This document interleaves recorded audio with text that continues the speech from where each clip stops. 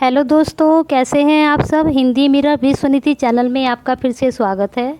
दोस्तों, आज मैंने हिंदी संत काव्य की एक श्रृंखला शुरू की है। इस श्रृंखला में हम प्रमुख संत कवियों के जीवन परिचय के साथ उनके साहित्यिक परिचय का भी ज्ञान प्राप्त करेंगे।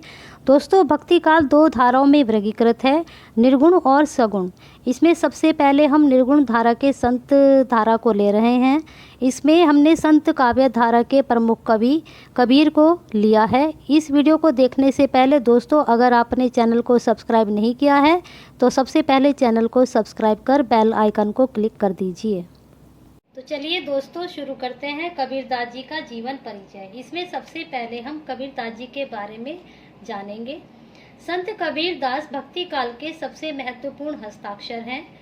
संत कबीरदास हिंदी साहित्य के भक्ति काल के इकलौते ऐसे कवि हैं जो आजीवन समाज और लोगों के बीच व्याप्त आडंबरों पर कुठारघात करते रहे। वह कर्म प्रधान समाज के पैरोकार थे और इसकी झलक उनकी रचनाओं में साफ साफ झलकती है। लोक कल्याण हेतु ही मानो उनका समस्त जीवन था। कबीर को वास्तव में एक सच्चे विश्व प्रेमी का अनुभव था। कबीर की सबसे बड़ी विशेषता यह है कि उनकी प्रतिभा में अबाध गति और प्रखरता थी। समाज में कबीर को जागरण युग का अग्रदूत भी कहा जाता है। कबीरदास जी हिंदी साहित्य के भक्तिकालीन युग में ज्ञानाश्रयी निर्गुण शाखा की काव्य धारा के प्रवर्तक भी थे। दोस्तों, वहीं रामचंद्र शुक्ल जी ने भी लिखा है कि निर्गुण मार्ग के निर्दिष्ट प्रवर्तक कबीर ही थे और रामचंद्र शुक्ल जी ने इन्हें संत काव्य धारा का प्रथम कवि भी माना है। साथ ही ये अपने सरोकार एवं तेवर के कारण वह मध्यकाल के सबसे विद्रोही, प्रगतिशील और आधुनिक कवि हैं। इसीलिए डॉक्टर बच्चन सिंह ने भी लिखा है, हिंदी भक्ति काव्य का प्रथम क्रांतिकारी पुरस्कृता कबीर ही हैं। अब आगे चलते हैं। अब हम उनके जन्म और स्थान के बारे में जानेंगे। भारत के महान संत और आध्यात्मिक कवि कबीरदास के जन्म को लेकर स्पष्ट कुछ भी नहीं कहा जा सकता। विभिन्न विद्वानों ने अलग अलग मत दिए हैं। आधुनिक खोजों के बाद कबीर का जन्म काल संवत 1398 ईस्वी को माना गया है। इस्लाम के अनुसार कबीर का अर्थ महान होता है। अब आते हैं जन्म तिथि पर। जन्म तिथि की ही तरह कबीर के जन्म स्थान को लेकर भी विद्वानों में मतभेद है। प्राय विद्वान कबीर का जन्म काशी में मानते हैं, परंतु कुछ विद्वानों ने इनका जन्म मगहर में तथा कुछ विद्वानों ने आजमगढ़ जिले के बेलहारा गांव में मानते हैं। विद्वानों द्वारा प्रतिपादित इन विभिन्न मतों का विश्लेषण करने पर विश्लेषकों ने काशी को ही कबीर का जन्म स्थान माना है। रामचंद्र शुक्ल जी ने 1270 ईस्वी के आसपास इनका जन्म माना है। वहीं डॉक्टर राम कुमार वर्मा ने 1425 ईस्वी के पहले इनका जन्म माना है और वहीं श्याम सुंदर दास जी मानते हैं कि इनका जन्म 1445-54 में मानते हैं। चलिए आगे चलते हैं। अब हम जन्म और मृत्यु से इनके मुख्य तथ्य समझेंगे और उनसे ज्ञान प्राप्त करेंगे। पहला है, उनका जन्म काशी में हुआ था और जीवन का अधिकांश काशी में ही बीता था। फिर है, कबीर का जन्म चाहे जिस परिवार में हुआ हो, किंतु वह जुलाहा वंश में पाले गए। यह परिवार ऐसा था जो मूलतः हिंदू था, किंतु 2 पीढ़ी पूर्व मुसलमान हो गया था। अब आते हैं आगे। आचार्य हजारी प्रसाद द्विवेदी के अनुसार कबीरदास का संबंध जुगी नामक जाति से था। यह जाति पहले न हिंदू थी और न मुसलमान। इनका संबंध अधिकतर वर्णाश्रम धर्म विहीन नाथपंथियों से था। आचार्य द्विवेदी के अनुसार कबीरदास ने अपने को जुलाहा तो बार बार कहा है, किंतु मुसलमान एक बार भी नहीं कहा है। फिर आगे है, कबीर के संबंध में इतना निश्चित है कि जुलाहा वंश के नीरू एवं नीमा नाम के दंपति ने इनका पालन पोषण किया। कबीर का एक गृहस्थ सन्यासी थे। उनकी पत्नी का नाम लोई तथा उनकी 2 संतानें कमाल और कमाली थी। कबीर दीर्घजीवी थे, यानी कि बहुत लंबी उम्र पाई थी उन्होंने। उनकी आयु 150 वर्ष बताई गई है, मगर में उनकी मृत्यु हुई। दोस्तों, एक बात और बताना चाहेंगे कि इनकी उम्र वैसे 150 वर्ष बताई गई है, परंतु अनंत दास की परिचय में कबीर की आयु 120 वर्ष भी बताई गई है। इस प्रकार से कबीर की मृत्यु का समय 1518 के आसपास हम समझ सकते हैं या फिर मान सकते हैं। अब देखते हैं हम कबीरदास जी का साहित्यिक परिचय। इसमें कबीर साहित्य की वैज्ञानिक खोज का कार्य 1903 में H. विल्सन ने किया। उन्होंने कबीर के नाम पर कुल 8 ग्रंथ लिखे। मिश्र बंधुओं ने हिंदी नवरत्न में 75 ग्रंथों की तालिका दी है। पहले H. विल्सन ने किया, उसके बाद उन्होंने कबीर के नाम पर 8 ग्रंथ लिखे। फिर उसके बाद मिश्र बंधुओं ने हिंदी नवरत्न में उनके 75 ग्रंथों की तालिका दी है।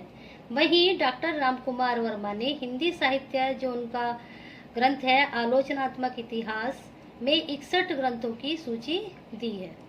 कबीर का यह कथन कि मसी कागज छुयो नहीं, कलम गही न हाथ से स्पष्ट है कि वे पढ़े लिखे नहीं थे। इस सब के बावजूद उनमें काव्य की प्रतिभा कूट कूट कर भरी थी। ये सब हम उनकी वाणियों में देख सकते हैं। कबीर की वाणी का संग्रह उनके शिष्य धर्मदास ने बीजक नाम से सन 1464 में किया था। ये धर्मदास जी कबीरदास जी के शिष्य थे।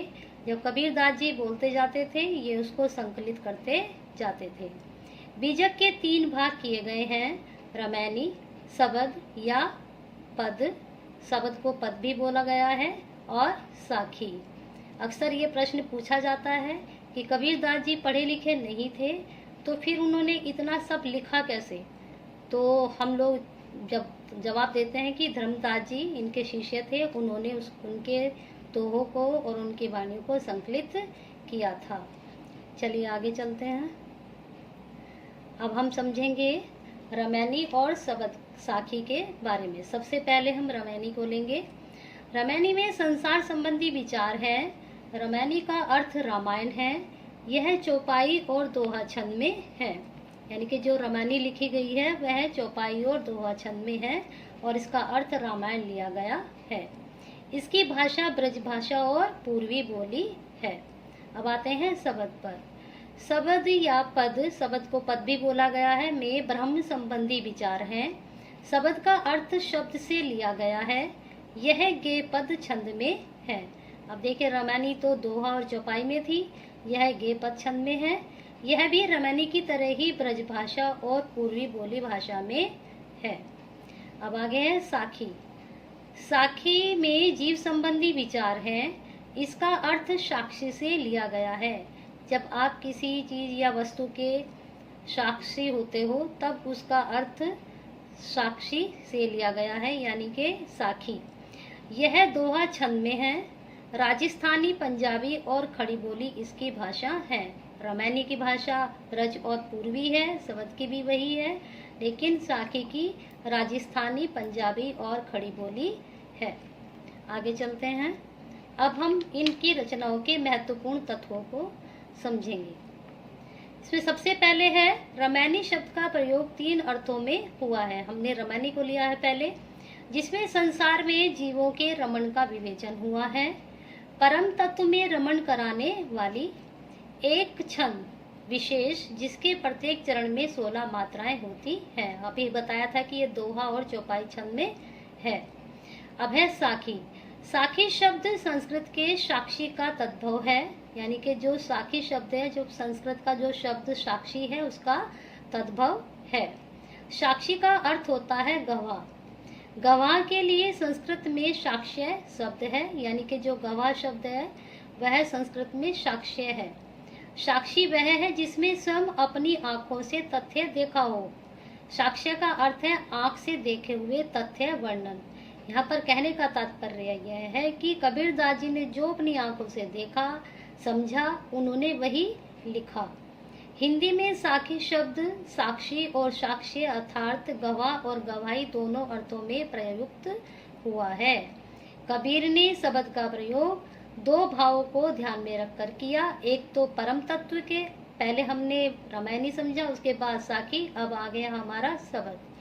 कबीर ने शब्द का प्रयोग दो भाव को ध्यान में रखकर किया, एक तो परम तत्व के अर्थ में और दूसरे पद के अर्थ में, यानी कि पहला तो परम तत्व लिया और दूसरा पद के। रामायणी, साखी और शब्द के अतिरिक्त कबीर के नाम से, यानी कि तीन तो ये हैं ही उनकी मुख्य रचनाएं। उसके बाद उन्होंने कहरा, बसंत, बेली, बिरहली, चाचरी, हिंडोला आदि अन्य काव्य रूपों में साहित्य मिलता है। तो दोस्तों, इस प्रकार से हमने उनकी रचनाओं के बारे में समझा। अब चलते हैं आगे। अब देखते हैं अब उनकी भाषा। भाषा को लेकर कबीरदास जी के काफी चर्चा हुई है। कबीरदास की भाषा को पंचमेल खिचड़ी, सदुकड़ी आदि नाम से अभिहित किया जाता है, यानी कि उनकी भाषा को पंचमेल खिचड़ी और सदुकड़ी भाषा बोला जाता है। आचार्य हजारी प्रसाद द्विवेदी ने कबीर को भाषा का डिक्टेटर कहा है। क्यों कहा है? क्योंकि उनके अनुसार कबीर का भाषा पर जबरदस्त अधिकार था। उनका मानना था कि कबीर ने जिस बात को जिस रूप में प्रकट करना चाहा, उसे उसी रूप में भाषा से कहलवा दिया, यानी कि जैसा वो चाहते थे वैसा ही अपनी भाषा में उसको बोलकर या बताते थे। कबीरदास के भाषा के संबंध में विद्वानों ने अलग अलग मत प्रस्तुत किए हैं। यह मत तो हमने देखा हजारी प्रसाद द्विवेदी का। अब हम देखेंगे कि किस किस ने क्या क्या बोला है कबीरदास जी की भाषा के बारे में। सबसे पहले इसमें रामचंद्र शुक्ल जी के अनुसार इन्होंने कबीर की भाषा को सदुकड़ी भाषा कहा है, जैसा कि अभी आपको ऊपर बताया था कि सदुकड़ी भाषा कहा गया है। श्याम सुंदर दास के अनुसार इन्होंने कबीर की भाषा को पंचमेल खिचड़ी कहा है। कबीर की बानियों का सबसे पुराना नमूना हमें गुरु ग्रंथ साहब में मिलता है। अब हम लेंगे संत कबीर के सर्वश्रेष्ठ दोहे और उनके अर्थ। चलिए देखते हैं। सबसे पहला दोहा है, दोष पराए देखी करी, चला हसंत हसंत, अपने याद ना आवई, जिनका आदि ना अंत। अर्थात यह मनुष्य का स्वभाव है कि जब वह दूसरों के दोष देखकर हंसता है तब उसे अपने दोष याद नहीं आते, जिनका न आदि है न अंत है। यह दोहा कबीरदास जी द्वारा रचित है। फिर आगे दोहे पे चलते हैं। मन के हारे हार है, मन के जीते जीत, कहे कबीर हरि पाइये, मन ही की प्रतीत। अर्थात इसका अर्थ है, जीवन में जय पराजय केवल मन की भावनाएं हैं। यदि मनुष्य मन में हार गया, निराश हो गया तो पराजय है, और यदि उसने मन को जीत लिया तो वह विजेता है। ईश्वर को भी मन के विश्वास से ही पा सकते हैं। यदि प्राप्ति का भरोसा ही नहीं तो कैसे पाएंगे। चलिए आगे देखते हैं। कबीरा खड़ा बाजार में, मांगे सबकी खैर, ना काहू से दोस्ती ना काहू से बैर। अर्थात इस संसार में आकर कबीर अपने जीवन में बस यही चाहते हैं कि सबका भला हो, और संसार में यदि किसी से दोस्ती नहीं तो दुश्मनी भी ना हो। इस प्रकार से कबीरदास जी ने अपने दोहों को बताया और समझाया। तो दोस्तों, इस प्रकार से आज हमने कबीरदास जी का जीवन परिचय देखा और उनके बारे में समझा। आप इसी तरह से Hindi mirror with Suniti channel के साथ जुड़े रहिए। अगर आपको यह वीडियो पसंद आई है तो लाइक शेयर करना न भूलें, और अगर आपको इस वीडियो से और भी कुछ पूछना है, कबीरदास जी के बारे में और भी कुछ जानकारी प्राप्त करनी है, तो आप कमेंट सेक्शन में उसको शेयर कर सकते हैं। मैं उस समस्या का समाधान करने की कोशिश करूँगी।